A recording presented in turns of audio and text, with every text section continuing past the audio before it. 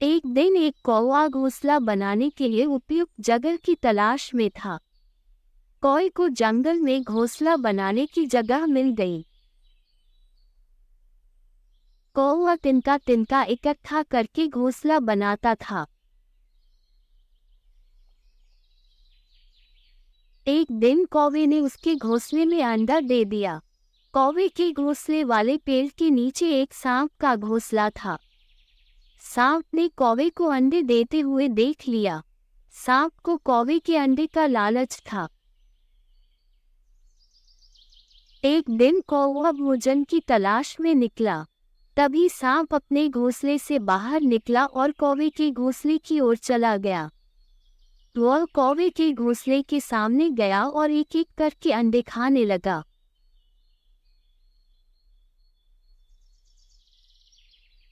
फिर सांप अपने घर वापस चला गया। कौवा वापस आया और देखा कि उसके अंडे गायब थे। अंडे न मिलने का उसे बहुत दुख हुआ। कौवा चिल्लाने लगा कि मेरा अंडा कहाँ गया।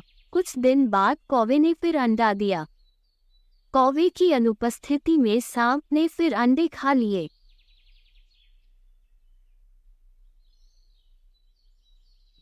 कौवा वापस आया और देखा कि उसका अंडा गायब है। कौवा बहुत चिंतित हुआ और उसने पूछा कि अंडे कहाँ जा रहे हैं। कुछ दिनों के बाद कौवे ने फिर से अंडे दिए, लेकिन इस बार वह भोजन की तलाश के बहाने पास के पेड़ में छिप गया। कौवे ने देखा कि एक सांप उसके अंडे खा रहा है। कौवे को बहुत गुस्सा आया और उसने सांप को मारना शुरू कर दिया, लेकिन कौवा असफल रहा।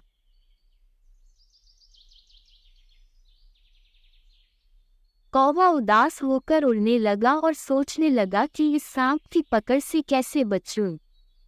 कौवे ने एक महल देखा और उसकी ओर उड़ गया। वहां रानी अपनी सहेलियों के साथ स्नान कर रही थी। रानी के आभूषण बगल में थे। उस आभूषण को देखकर कौवे के मन में एक विचार आया। कौवा गहनों के पास गया और मोतियों का हार लेकर उड़ गया।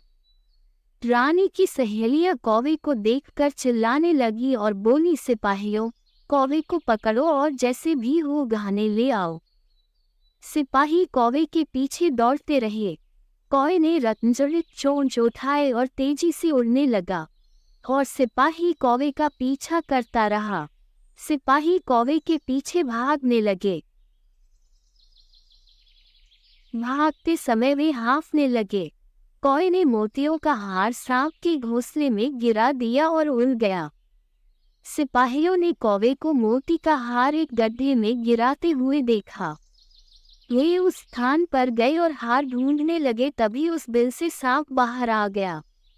सिपाहियों ने डंडे से सांप को मार डाला और हार लेकर चले गए। सांप को मरा हुआ देखकर कौवा बहुत खुश हुआ। तब से कौवे ने अंडे दिए और अंडे फूटे। वह बच्चों के साथ खुशी खुशी अपने दिन बिताने लगा। कहानी से सीख। हमें इस कहानी से यह सीख मिलती है कि कभी भी निर्बल का फायदा नहीं उठाना चाहिए।